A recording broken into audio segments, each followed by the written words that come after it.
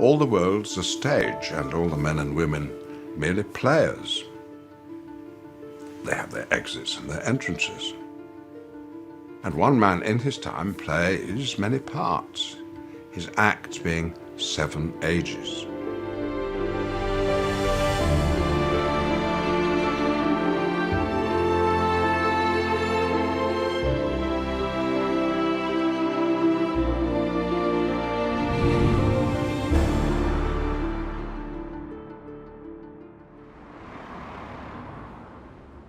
Hello there and welcome to our virtual field trip from the actual school William Shakespeare used to go to here in the heart of Stratford-upon-Avon.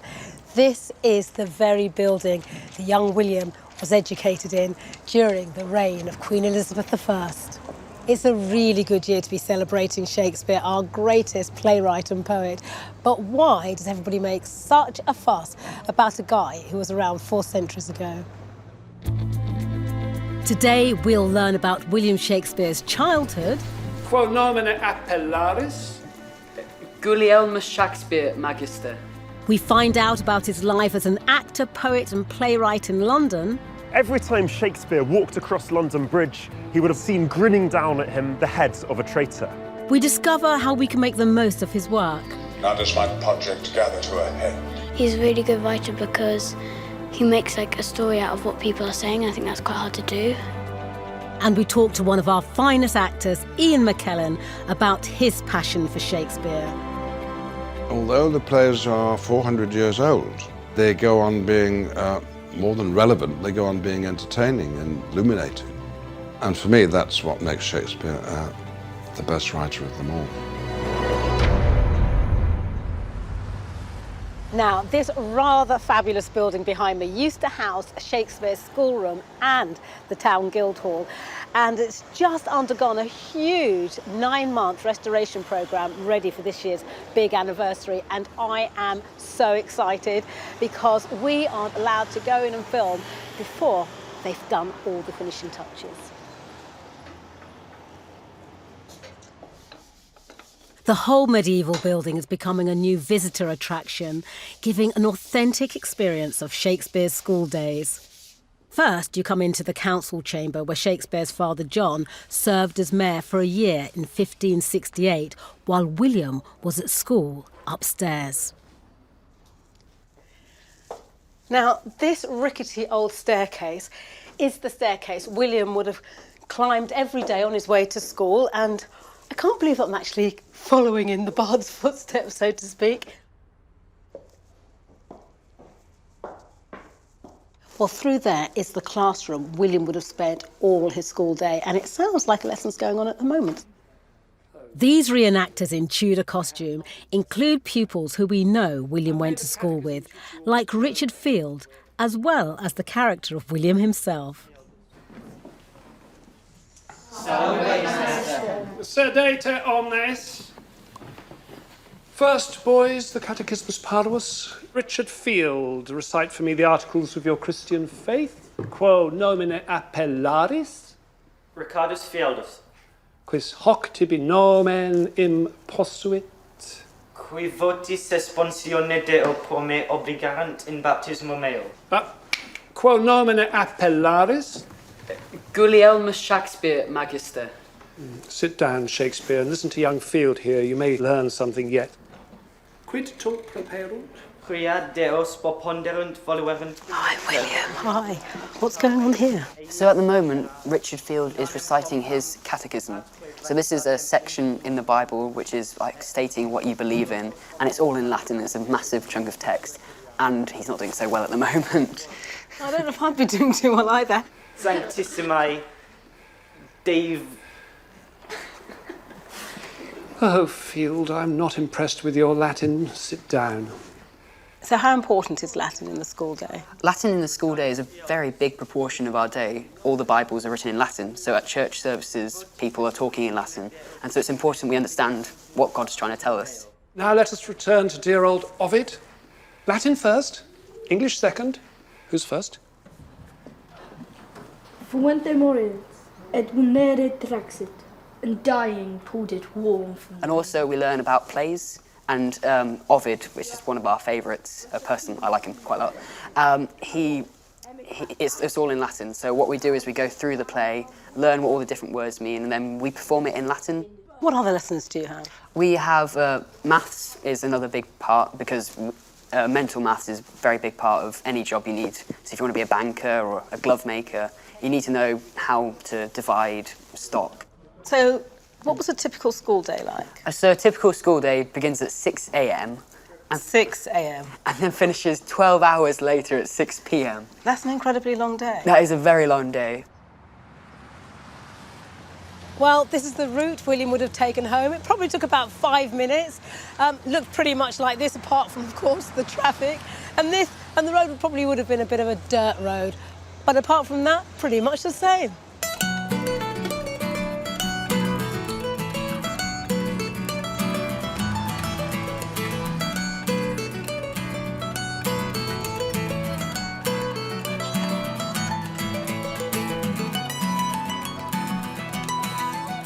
He was born in this house. The exact date we don't actually know, but what we do know is that he was christened on the 26th of April, 1564, and the custom was in those days to christen a child 3 days after their birth. So from that, we can safely guess that his birthday was the 23rd of April, which is St. George's Day. And weirdly, it's also the same day, 52 years later, that he died. William's family home has been carefully restored. His father John ran his glove-making business from here and was rich enough to send his 4 sons to school. This is John Shakespeare's workshop, William's father, a glove maker, making leather gloves, leather products, as you can see up by the window, selling right through to the market street. And then out the back, a very smelly tannery. Now there'll be a large cross passage rather than a narrow cross passage where the front door is. So a horse and cart can come straight through the middle of the house into where the pits are, full of human and animal waste. Poo and wee, basically. Lovely, really smelly products, but makes luxury leather with apprentice boys who would be working here with John, 2 or 3 of them, treading in those pits. I'm not sure if you're actually selling this, poo and wee everywhere, but we obviously know that William became a prolific playwright and poet, but did he actually spend any of his time here making gloves himself? Yeah, so there are quite a few stories, and one of them, which I think is quite a strong one, is that William was working here, making gloves with his father. There are 70 references to the glove-making industry in his plays, such as in Romeo and Juliet, the kid glove, if I were a glove upon that hand. Well, this is Mary and John's bedroom, where the young William and his brothers and sisters would have been born, and the windows had no glass in them. So you can just imagine how cold this room would have been, particularly in the winter, absolutely freezing. And they'd filled this pan with embers from the fire to heat the bed before they got into it. Now, the Tudors were so superstitious, it even affected their bed covers. You might notice that they're in red and green.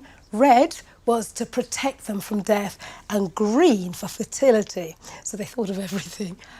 Now, the pillows were usually propped up like this to keep them sleeping upright rather than lying flat. The idea was if they lay flat, the devil might think they were dead and then take their soul away during the night, and they didn't want that.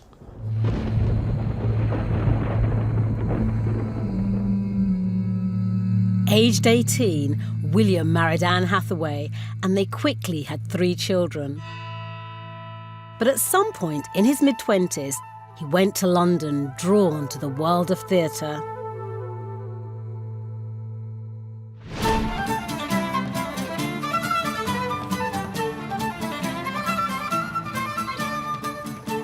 To give us a taste of what London was like at that time, historian Dr. Matthew Green is starting at St Magnus the Martyr Church next to London Bridge. So this is a model of London Bridge as it would have looked round about the year 1400, which obviously is quite a long time before Shakespeare. but the look of the bridge didn't change significantly in those 200 years. And the thing that strikes you the most is just how crowded it is, how congested it is. You can see it's one long, bustling street. So you have all the apprentices, the shopkeepers, the people going about their daily business. You had flocks of cattle being herded across the bridge as well. And you can see that very much unlike modern London Bridge, it was loaded with timber-framed houses, 2-3 stories, and the upper stories of these buildings would bulge out over the Thames. This was the only bridge across the river in Shakespeare's day.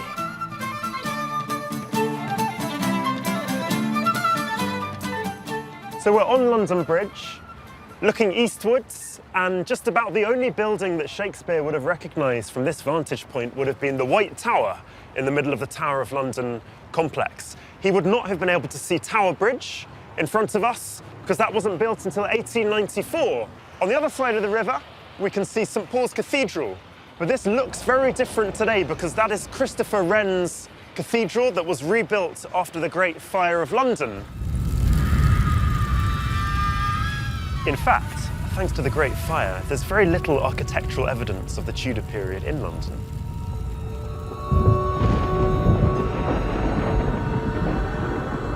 Very few people realise this, but this spike marks the spot where for over 400 years the heads of traitors were impaled.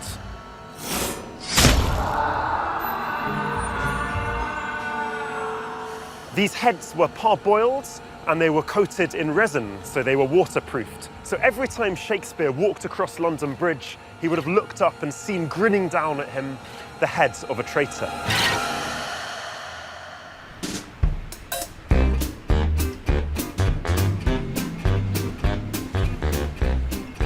So here we are in Borough High Street, and as you can see, it's a bit of an architectural medley, lots of modern office blocks. But what I really want to show you is this hidden 17th century gem down this alleyway here.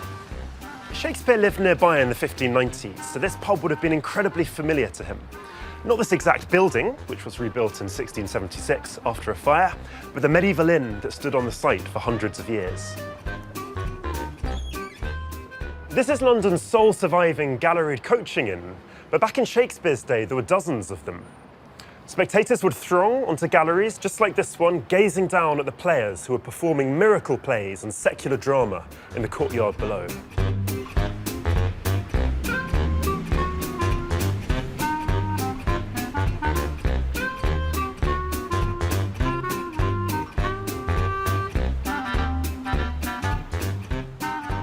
These black tiles mark the outer edge of the original Globe Theatre, which Shakespeare himself helped to build.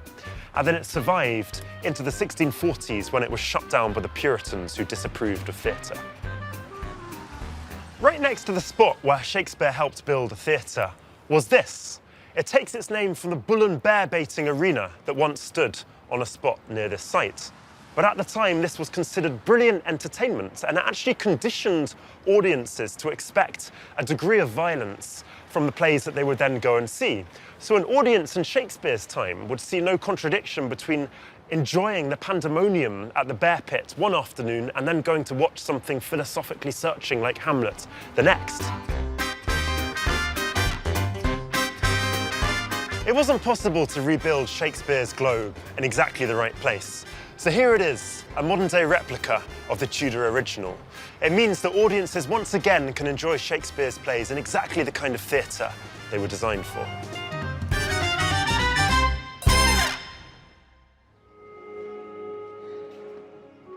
Shakespeare is for everyone, anytime, any place. At Holy Trinity and St Silas Primary in North London, the whole school is immersed in Macbeth for a term in a method developed by the Primary Shakespeare Company. Fantastic, very good. They'll have started right at the beginning of term, and the first thing that we do is to give them a story to them in a very digestible format. We usually bring in a very highly skilled storyteller, fantastic storyteller, who will tell them the story. The next thing that I'll ask them to do is we'll get them up on their feet and we'll lead them through it.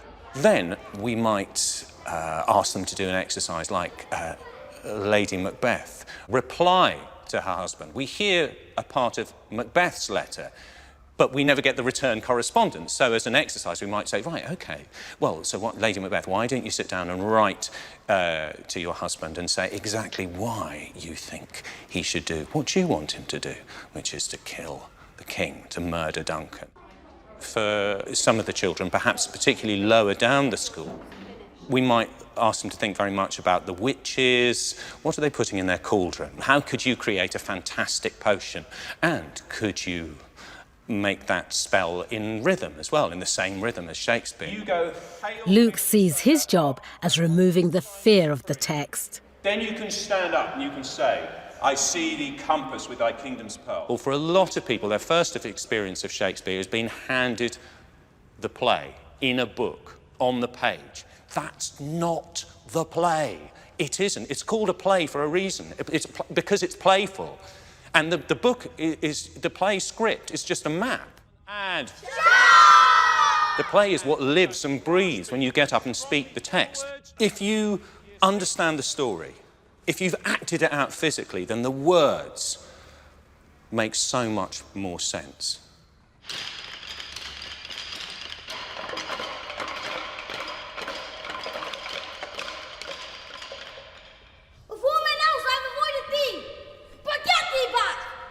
My name is Noah, and I'm in year 6. Macbeth is like a major role. I wanted a major part because I really wanted to get to know how it is to be someone else, to think about how other people think about our life. Now near enough. Your leafy screen slowed down. My name is Hannah, and I'm playing Malcolm. I was pleased to get the part that I got because it's a really good part and it was fun to play.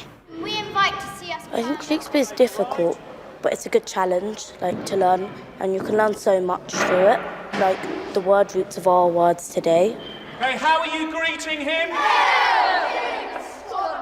He's a really good writer because he makes a story out of what people are saying. I think that's quite hard to do because you can't do description and things when you're writing a play. And I think he managed to put it into words really well. And bear it before him, thereby shall we shadow the numbers of our host. I know that this can look like a performance project, and I think performance is the sort of thread that really goes through the term in which we're working. But for us, what is absolutely vital is what's taking place then in the classroom. It's about using the play as a stimulus for writing, using it as a stimulus for art, for design and technology, in exactly that way that when I first arrived at Holy Trinity, I felt so excited about.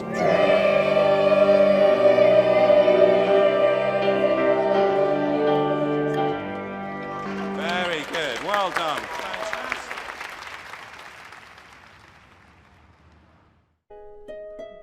One of our finest actors, Ian McKellen, has spent a lifetime performing in Shakespeare's plays.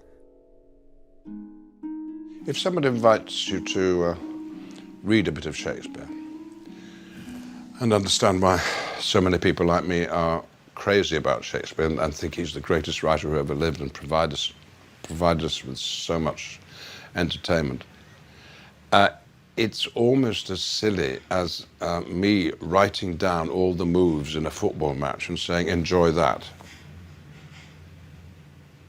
You can't. You have to see it, don't you?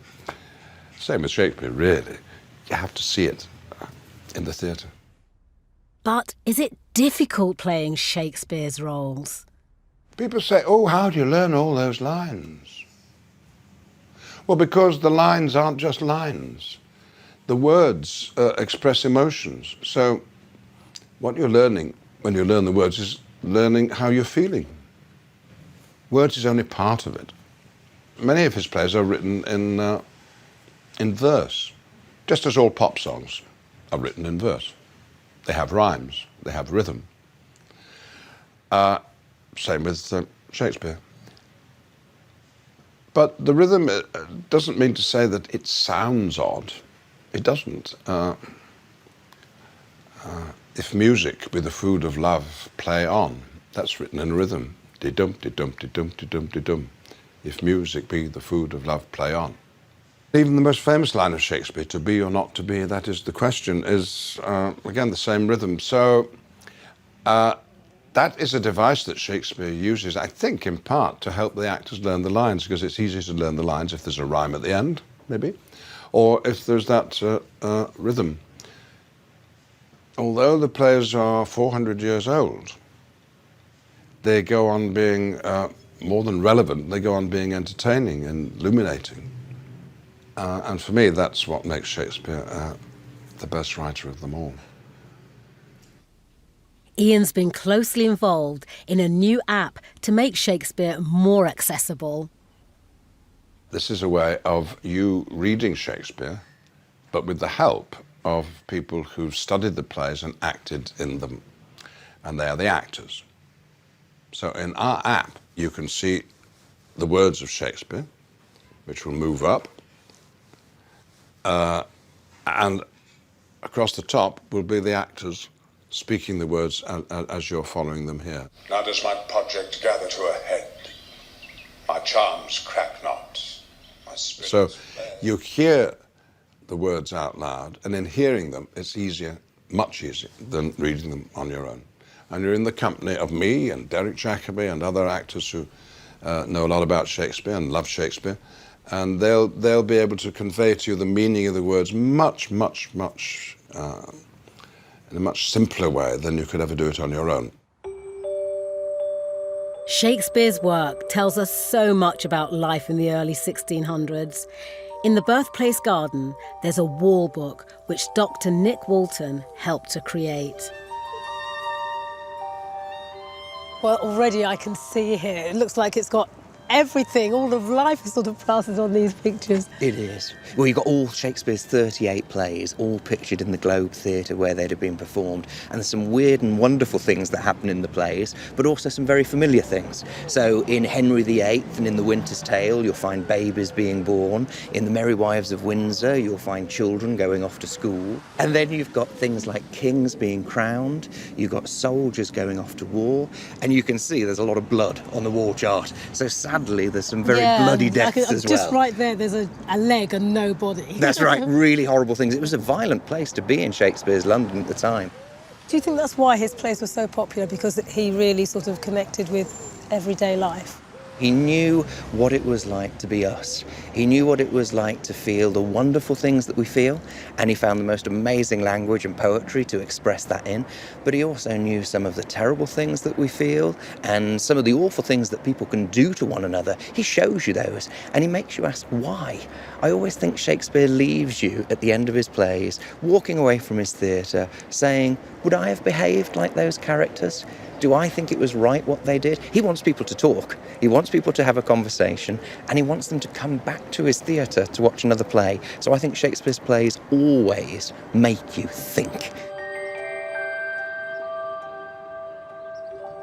By 1613, Shakespeare had returned to his native Stratford, a town now world famous because of the Bard. Even the theatre behind us is named after him, and every year on the anniversary of his death and birth, his school marked the occasion by having a parade led by the head boy. Well, it's very nice to be sitting here with the head boy in this beautiful Tudor classroom. Tell me a bit about the parade.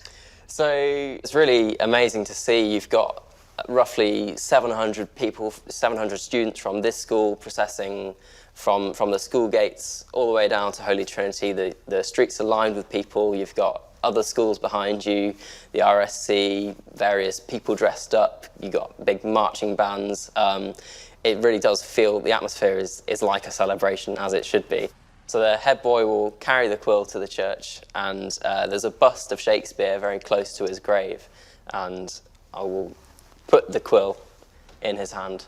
Every year the same parade has happened for a long time now. I think it started in something like 1893, but it feels like it's something that will continue to happen for a very long time. We forgot that. Gareth. Speak the speech, I pray you, as I pronounced it to you. Trippingly on the tongue. Meanwhile, Edward's boys, the school's theatre company, have been busy preparing their celebration. Nor do saw the air too much with your hand. Thus. We're performing a piece in memory of Shakespeare, and we're taking snippets out of his work and we're collating it into one performance, and it's a great experience. Be your tutor. Suit the action to the word. The word to the action. With this special observance. So at the beginning, there's a extract from Hamlet, and it's about Hamlet wants some actors to put on a play for him, and he's telling them how he wants them to act. And you say it with as much feeling and much intention as you can. And as they may say, the whirlwind of your passion. Some of the stuff that he writes about is obviously specific to the times, but I think a lot of it is about morals and about emotions, and I think everybody can learn from that. We think of Shakespeare as a prolific writer, and yet hardly anything written in his hand survives. However, the National Archives near London have a compelling collection of documents that shed some light on the details of his life. At the moment, we have 120 documents relating to Shakespeare's life and works here at the National Archives. That list has been brought together as part of the Shakespeare 400 plans. The conservation care team are like detectives working out what has happened to these documents over the last 400 years and unlocking a few surprises. One of the documents has what we think is evidence of being nibbled by a rat. And because of the pattern of the nibbles, we can tell that the document was stored rolled up, which is also standard for this period. As these are Star Chamber documents, they would have been kept in the offices of the Court of Star Chamber. And then we know they were kept in the chapter house in Westminster Abbey. As time went on, they weren't taken very good care of, and this is probably when the rat damage happened. So from about the mid-19th century, there was a push to gather together all the different records in order to keep them in better conditions, and that's how they ended up with the National Archives, where there are no rats. Working with so many rare documents, which is Katie's favourite?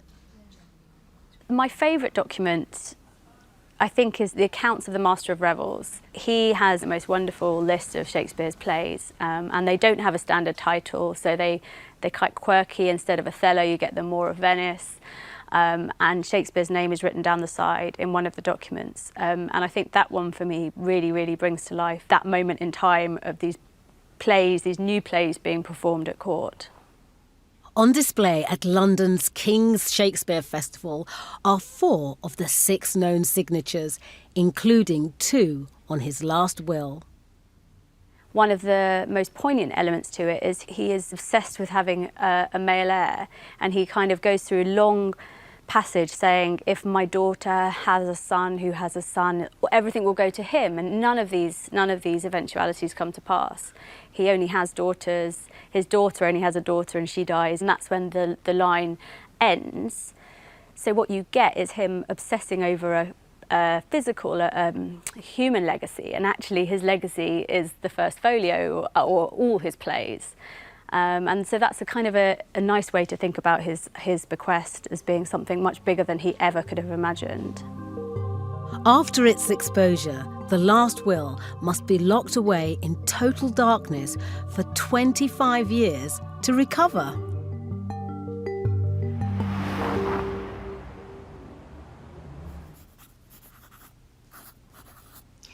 In April 1564, a baby was born in this town, and this is where he learnt to read, write, and maybe even act. He grew up to put those skills to phenomenal effect, leaving us with a unique legacy that will last forever.